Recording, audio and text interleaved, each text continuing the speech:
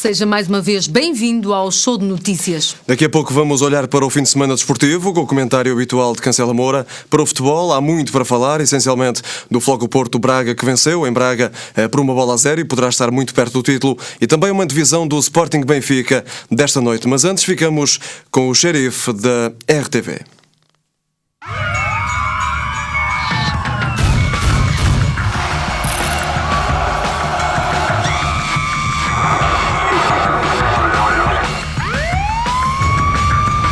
Xerife Penas falou, está falado.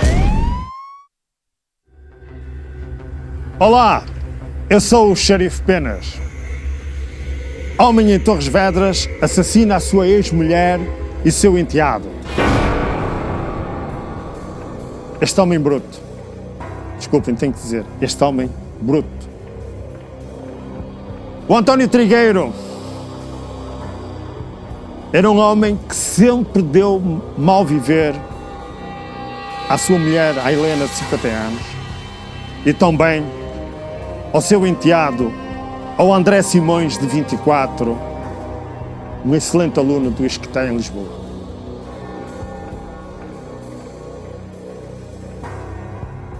Este homem nunca percebeu, na cabeça dele, porque é que a mulher, a Helena, se tinha separado dele. Mas os amigos e os vizinhos desta família perceberam nitidamente, sabiam porquê. É porque ela era vítima de maus tratos.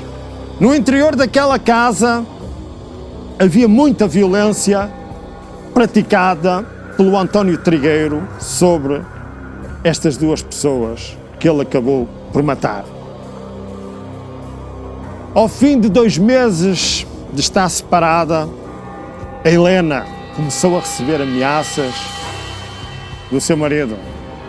Eu vou-te matar a ti e ao teu filho, porque ele também tem culpa nisto. Eu vou-te matar, dizia muitas vezes, por várias mensagens, por vários SMS, por vários telefonemas, dizia o António Trigueiro à sua mulher.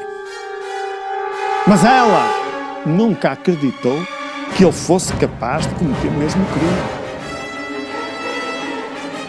Um dia, ele entrou em casa, pegou num halter, o André estava distraído e ele, com o halter, desferiu-lhe uma valente pancada na cabeça, matou-o. A mãe, ao ver aquilo, começa a gritar, mas ele deu logo em cima dela, amordaçou-a. Mas como entretanto estava desarmado, não conseguiu fazer logo ali outro crime. Mas empurrou-a, trouxe-a para fora de casa, meteu-a dentro do seu carro, que era um Jeep, e dentro do Jeep desferiu-lhe 2 tiros na cabeça que acabaram por a matar. Mas agora reparem na frieza deste homem. Ele não tinha arquitetado na cabeça dele, que iria matar a mulher a tiro dentro do Jeep. Não estava nos planos dele, porque os planos dele eram matar a mulher dentro do apartamento. Não conseguiu. Mas logo ali, ele teve a cabeça suficientemente fria para a carregar novamente para dentro de casa e abandonar os 2 corpos ali. Lavou-se a ele, lavou o Jeep, e agora, o que é que ele pensa? Vou à esquadra, vou dizer que vim a casa e que vi isto. A polícia até estava a acreditar na tese do António Trigueiro. Estava. Mas não há crime perfeito. Houve vizinhos que perceberam que ele entrou e saiu. E ele disse à polícia que só tinha entrado, viu aquilo, viu as 2 mortes, saiu Saiu desnorteado e foi à polícia. Isto não foi correto. Os vizinhos logo ali viram que ele estava a mentir. A polícia logo ali viu que ele estava a mentir, porque ele entrou e saiu mais que uma vez de casa. A polícia deteve-o. O António Trigueiro foi presente ao juiz de instrução criminal que lhe manteve a prisão. O António Trigueiro está em prisão preventiva. Veio depois a confessar ao juiz que tinha sido ele o autor das mortes. O Tribunal de Torres Vedras vai um dia proferir uma sentença. Mas sobre este caso, o xerife Penas falou, está falado.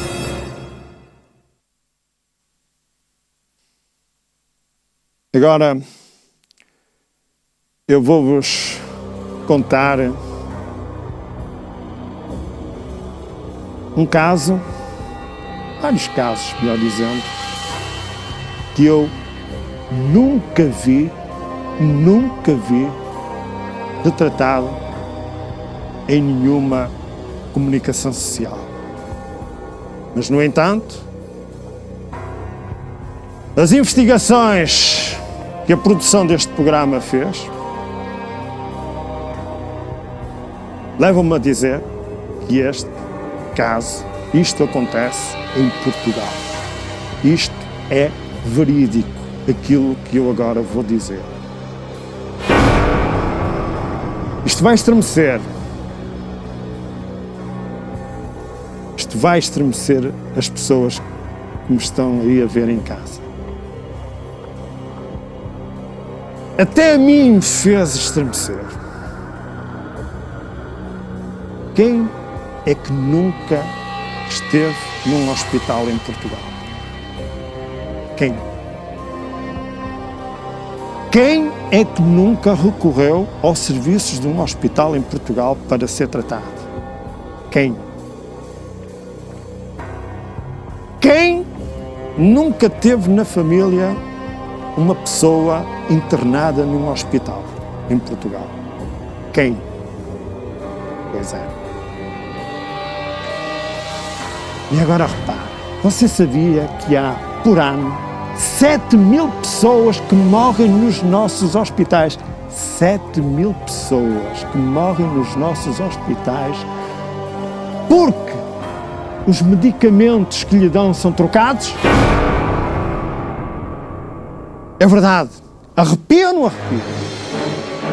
7.000 pessoas morrem em Portugal, nos nossos hospitais, por erro de medicação. É verdade.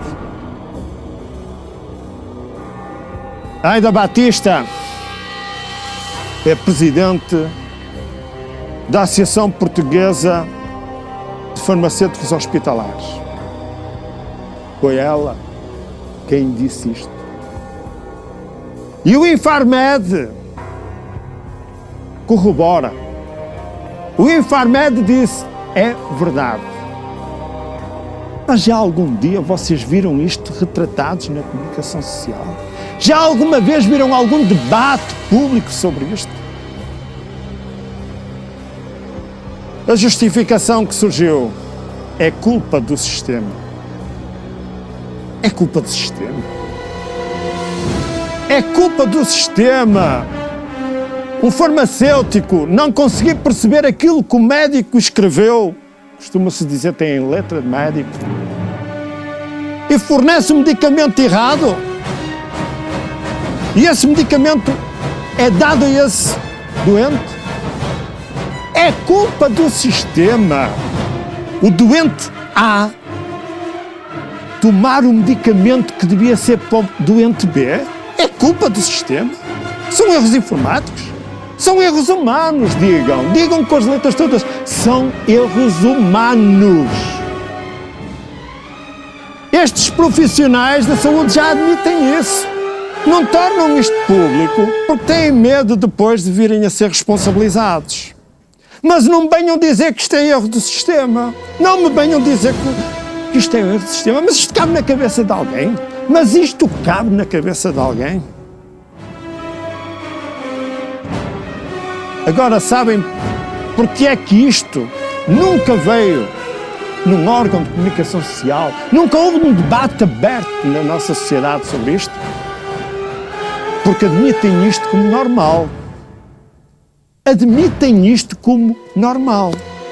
E logo surgem as comparações. Noutros países é muito pior.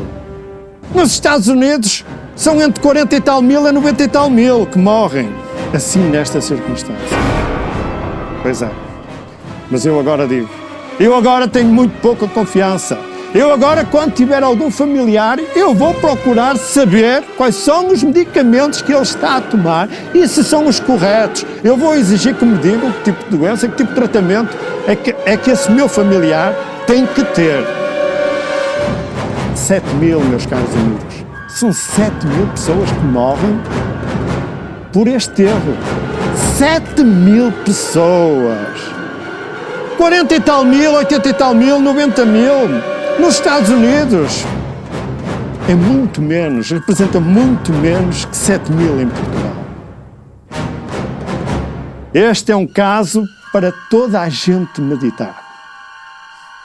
O xerife Penas, sobre este caso, não vai falar mais. O xerife Penas falou, está falado. Adeus.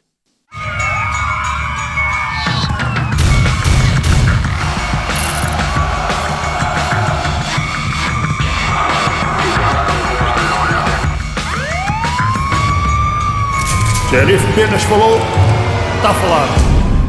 Seguimos com a síntese do desporto. A seleção masculina de handball em sub-20 carimbou a presença no Campeonato da Europa após triunfo sobre a Bulgária por 30-12 da segunda jornada do Grupo 6 de apuramento que teve lugar na Eslováquia. A formação das esquinas estará na Turquia para disputar a fase final entre 5 e 12 de julho deste ano. O sorteio dos grupos está marcado para 13 de abril próximo. Já a seleção nacional sub-20, mas feminina, foi derrotada pela Espanha por 34-22, falhando assim o apuramento para o Mundial da categoria. A terceira e última jornada do Grupo 5 de qualificação decorreu em Győr, na Hungria. A União Europeia de Judo decidiu distinguir Nuno Delgado com o Prémio de Inclusão Social 2011 devido ao projeto Achieve, Collect and Give Back. O antigo judoca promoveu a maior aula de judo do mundo em pleno Terreiro do Paço, em Lisboa.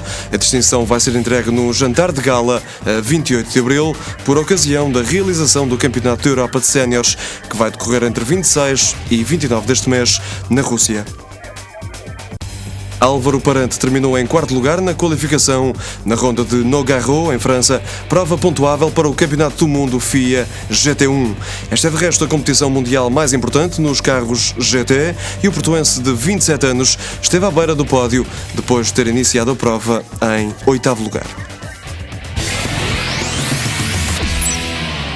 Em dia de derby lisboeta, fomos conhecer um adepto sportinguista muito especial, reside em Vila Nova de Gaia e demonstra o seu amor pelo Sporting de uma forma muito própria.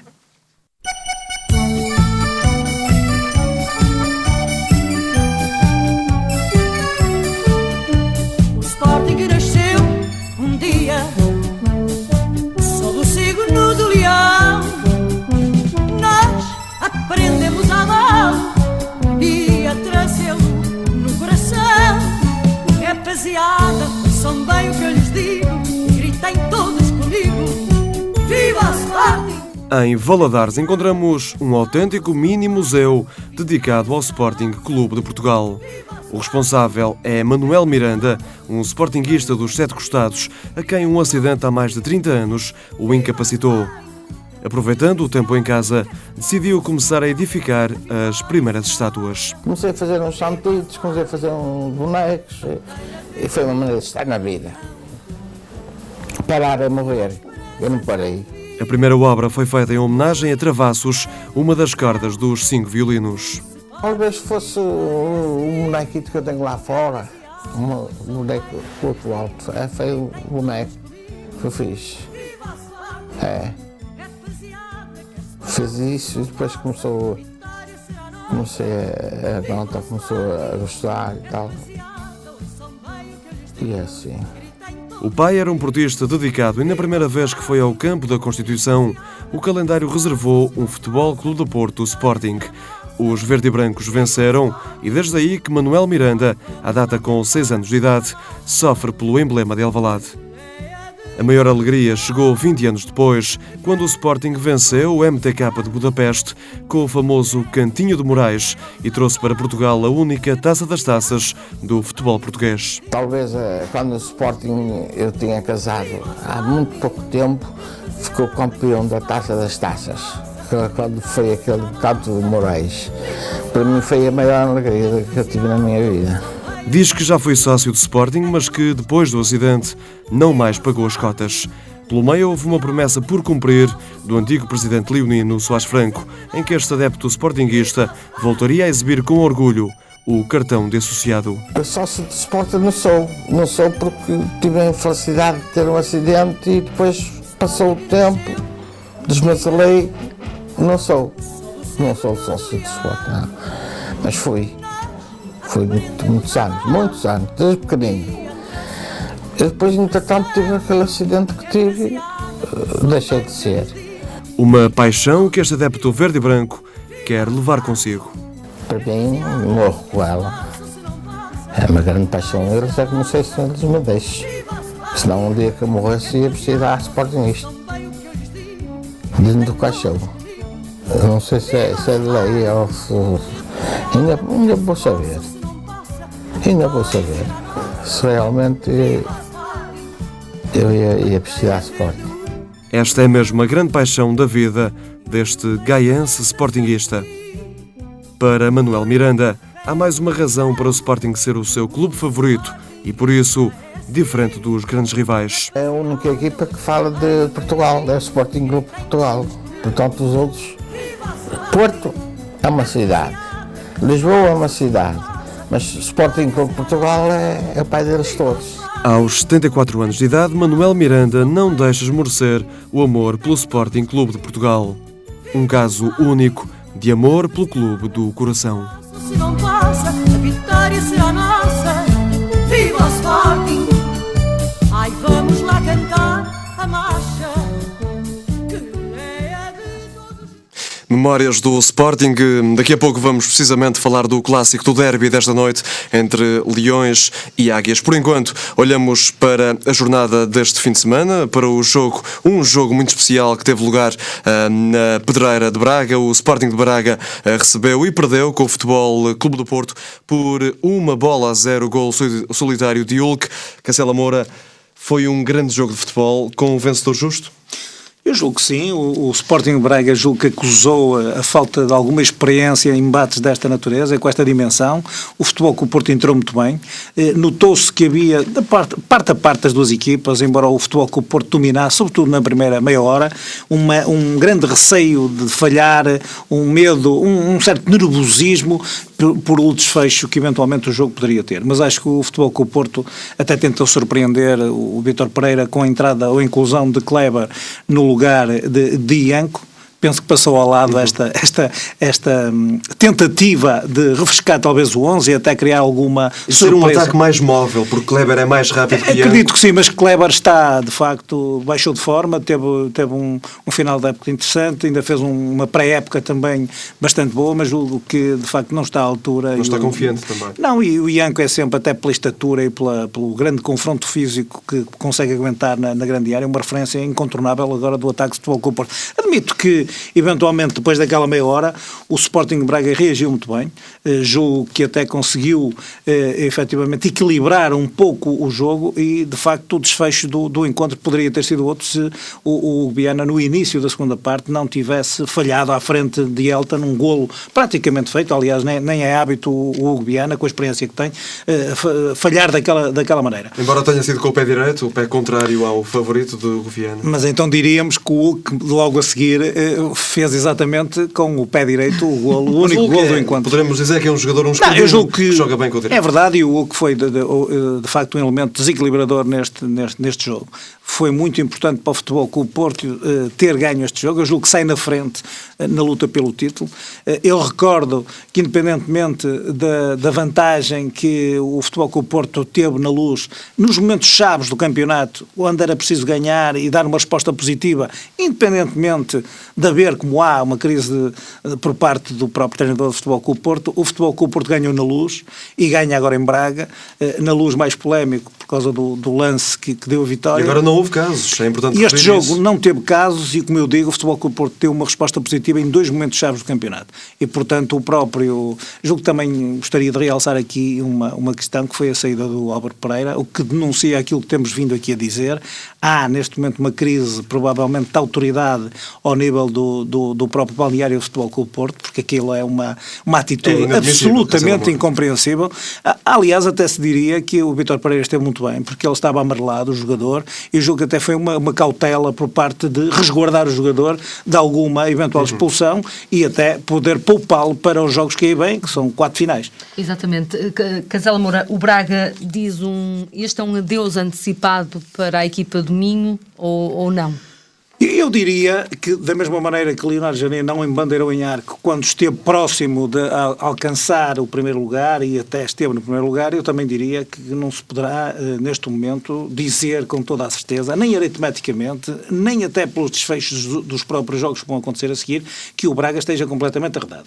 É verdade que o Benfica, hoje ganhando, torna-se um pouco mais difícil ao Braga depois acompanhar o Futebol Clube Porto e o Benfica, porque ficaremos a escassos 4 jogos, que são 4 finais, e eu quero dizer que o Futebol Clube Porto vai receber o Sporting e vai ao Marítimo, que são 2 jogos com algum grau de dificuldade, mais o Marítimo talvez, e o próprio Benfica, que poderá, ainda tem que ir ao Rio Ave e tem que eventualmente receber o próprio Marítimo.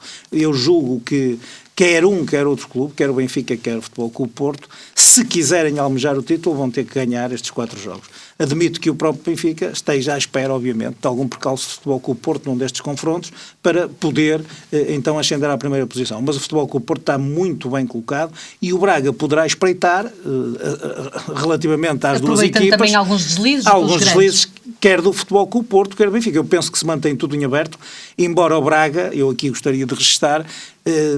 tem um senão, não ganhou nenhum dos 4 confrontos diretos que teve com o Futebol Clube Porto e com o Benfica. E era isso que eu ia referir também. Acha que faltou experiência nos momentos cruciais da época? Acredito que sim. Acho que deve ter vindo ao de cima um bocadinho, alguma falta de experiência. Julgo que também a ansiedade de se estar naquela posição, porque uma equipa, quando é 3ª ou 4ª do campeonato, nunca é vista como o alvo a bater, e muitas vezes quando se chega ao primeiro lugar, depois é preciso aguentar aquela pressão dos jogos, a forma como os jogos decorrem. E de facto eu julgo que o Sporting de Braga, em nenhuma das 4 ocasiões que jogou, nem com o Futebol Clube Porto, nem com o Benfica, ao contrário do ano passado, conseguiu a vitória, e isso é que provavelmente terá feito a pequena diferença para estar agora atrás do Benfica e do Futebol Clube do Porto.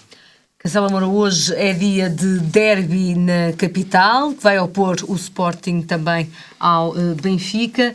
Quais são as previsões para logo? Que 2 equipas é que vão estar em campo? Os treinadores já foram, ambos, no fundo, convergiram numa opinião que eu acho que é correta. Foi uma análise muito serena ao jogo. Num derby desta natureza não há favoritos. Normalmente até neste derby costuma ganhar a equipa que está menos bem. Mas eu acho que todo o desfecho é perfeitamente admissível. Uma vitória de qualquer uma das equipas, um empate. E eu diria que isto é crucial, este jogo é absolutamente crucial para as 2 equipas? Sobretudo para o Benfica, porque o Sporting obviamente não vai discutir nada, vai discutir alguma dignidade. É apenas o 4º lugar como objetivo? Eventualmente, mas eu até diria que aquilo que está em causa será mais a dignidade da equipa, que nesta parte final da época provavelmente está, pelo menos ao nível europeu, está a dar alguma projeção até ao futebol português e está, no fundo, a tentar salvar a época. Agora eu julgo que o Benfica que é crucial. Se o Benfica efetivamente não tiver uma vitória hoje, corre o risco de ficar absolutamente arredado do título. Alguns números interessantes. Sapinto ainda não tem derrotas em casa, ainda não foi vencido em casa. Jesus, por sua vez, em 3 anos venceu 2 vezes em Alvalade e empatou 1, ou seja, ainda não perdeu em Alvalade. Na balança, o que é que vai pesar mais? Eu penso que na balança vai pesar sobretudo as limitações do Benfica. O Benfica, apesar de ter convocado Luizão, Garay e e também Jardel, que são os 3 centrais, juntamente com o Miguel Vítor, que estão lesionados. Penso que neste momento o Benfica tem um problema. Algo estranho que já teve. aconteceu ao Benfica. É estranho, mas acaba por ser um conjunto de coincidências. Admito que efetivamente não seja só uma questão do departamento médico, é um conjunto de coincidências.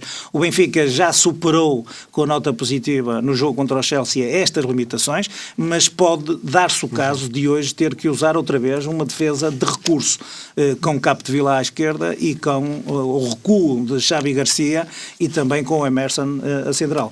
Que, apesar de tudo, resultou muito bem, mas como são adaptações, poderão eventualmente pesar em alguma solidez defensiva do próprio Benfica. O Benfica, como se sabe, durante toda esta época tem revelado alguma fragilidade do ponto de vista defensivo, e isso, relativamente a um jogo, num derby desta natureza, com níveis de pressão muito altos, pode fazer a diferença. Pode fazer a diferença, penso eu, porque o próprio Sporting, obviamente, também está um pouco desgastado, ambas as equipas estão um bocadinho desgastadas da jornada europeia, e admito que esta... Talvez mais o Sporting, que jogou quinta-feira. Mas eu admito que esta sobrecarga de jogos também acabe por, eventualmente, pesar para os dois lados. O Sporting, eventualmente, pode ter menos esse 2 dias de descanso relativamente ao jogo que fez, uma viagem mais longa, mas eu admito que isso são fatores alheios ao jogo. Quando começa o jogo, que o próprio derby vai ultrapassar. Já vamos falar da Semana Europeia.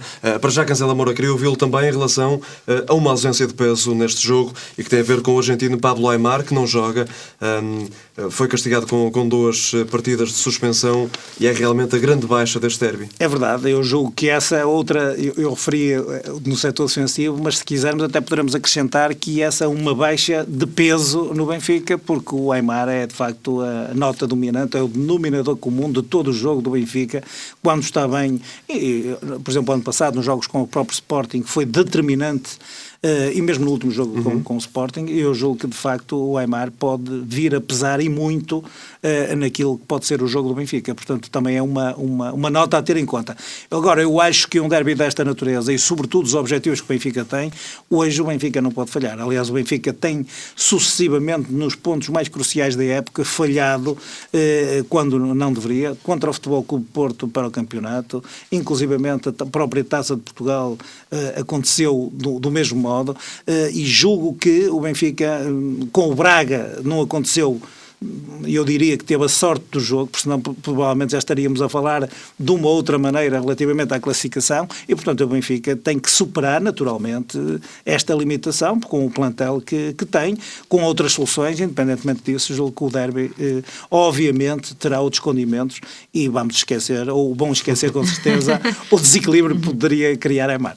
Um derby sempre escaldante entre Sporting e Benfica. O Benfica, que foi eliminado na Semana Europeia que passou, mas saiu de cabeça erguida em Inglaterra, perdeu por 2-1 com o Chelsea, mas foi uma derrota com sabor a vitória ou já não há vitórias morais? Bem, não há vitórias morais, mas eu diria que havia uma certa expectativa, ou pelo menos uma fraca expectativa relativamente ao Benfica neste jogo em Londres. Mas conseguiram colocar uma equipa como o Chelsea a sofrer até ao minuto final, não é? Exatamente. E, portanto, esta fraca expectativa que existia tinha a ver com as limitações, como eu referi há bocadinho, na composição do próprio 11 inicial, nomeadamente a defesa, com uma equipa muito forte do ponto de vista ofensivo, como é o Chelsea. E depois de uma desvantagem que levava do estado da luz. Mas para além disso, eu julgo que o Benfica tinha que marcar e, portanto, eu julgo que o treinador montou uma equipa que eventualmente pudesse marcar um golo em Londres. Aquilo que aconteceu ao Benfica é que de cada vez, e isto foi a sucessão de factos durante o jogo determinou isto, o Benfica julgo que à medida que as dificuldades aumentavam, o Benfica aumentou o nível de jogo de uma certa qualidade, o que é de facto extremamente difícil muitas vezes até de perceber em jogos desta natureza e desta dimensão. Não, é que o Benfica começou o jogo em cerca de 2 minutos, levou 3 amarelos, entre o minuto 19 e o minuto 20, Maxi Pereira, Cardoso e Bruno César levaram amarelos por protestos, depois o Aimar aos 27 por uma falta que eu diria perfeitamente normal, mas também levou amarelo. Portanto, o jogo do Benfica já estava difícil e foi quando sofreu um golo de penalti. Um penalti, eu diria, um bocadinho duvidoso. Se não fosse marcado, não se perceberia, no fundo, que houvesse ali uma falta, houve ali um encontro, um embate. Não acha que é um lance jogadores. idêntico ao de, precisamente, Ravi Garcia com Lima na semana anterior? Muito no Estádio da Luz? muito igual. E eu admito que, efetivamente, ali tenha pesado, de facto, o peso institucional de uma equipa como o Chelsea a jogar em casa, e eu julgo que o árbitro provavelmente acusou um bocadinho a pressão do jogo. O que eu diria é que o Benfica reagiu muito bem ao gol sofrido e partiu para cima do Chelsea. E foi quando sofreu a expulsão do Maxi Pereira aos 40 minutos e transfigurou-se na segunda parte. Portanto, o Benfica, à medida que tinha dificuldades, cresceu no jogo e, de facto, como a Delfina referiu há bocadinho, encostou uma equipa, vulgarizou até, em alguns momentos do jogo, o próprio Chelsea, encostando à sua grande área. É natural que se expôs demasiado e que teve momentos de alguma dificuldade, onde valeu o Arthur e onde, inclusivamente, os próprios dois centrais de recurso não comprometeram. Aliás, foi o Xavi Garcia que, aos 88 minutos, acabou por obter o golo do Benfica, que foi o golo determinante para encostar às cordas o próprio Chelsea. Mas foi devido a essa exposição mais ofensiva do Benfica que acaba o Chelsea marcou por contra-ataque. Contra-ataque já nos últimos segundos. Sim, mas era inevitável, era o tudo ou nada, mas eu quero aqui dizer que o Jorge Jesus esteve muito bem quando fez 3 substituições, gradualmente, refrescou a linha avançada e criou uma mobilidade tal na frente com o Nelson Oliveira, o Djaló e o Rodrigo, que efetivamente conseguiu. Aliás, há aqui uma substituição quando sai o Bruno César para entrar o Rodrigo, que eu acho que, de facto, e com o recuo do Witzel, inclusivamente para lateral direito, que também foi outra adaptação. Eu julgo que o Benfica, de facto, fez um excelente jogo. Eu diria, caiu de pé e diria que provavelmente terá feito o melhor jogo, a melhor exibição da época, de todas as competições que nós vimos durante esta época desportiva. Portanto, o Benfica não comprometeu, foi uma pena, efetivamente, não ter passado a eliminatória, mas de facto, como se diz, não há vitórias morais, mas tanto melhor, pelo menos, a imagem que se dá do futebol português. Já o Sporting segue em frente na Liga Europa e está nas meias finais, empatou na última semana frente ao Metalist na Ucrânia. Cancela Moura, também um jogo... Foi um jogo difícil. Aliás, já se esperava, o jogo tem um ambiente muito difícil, mas eu julgo que o Sporting fez o jogo mais difícil para si próprio do que propriamente o jogo poderia decorrer.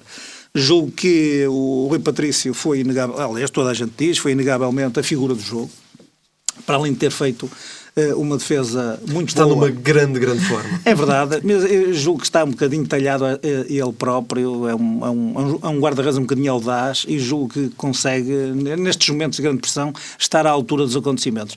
Fez uma excelente defesa no penalti que faria a igualdade na eliminatória e eu julgo que foi o momento determinante. O Metalist tinha feito o golo há 2-3 minutos, o golo que poderia ter feito a reviravolta. E Alvalade tinha marcado também de grande penalidade, portanto... Exatamente, e portanto o próprio Rui Patrício penso que foi determinante isso. Depois o Sporting acho que complicou a vida a si próprio, porque as próprias substituições do Sapinto acabaram, na minha opinião, por criar psicologicamente uma ideia de recuo no terreno, de linhas baixas, que os próprios jogadores interpretaram com um recuo na própria linha defensiva. Foi dando sinais nesse sentido.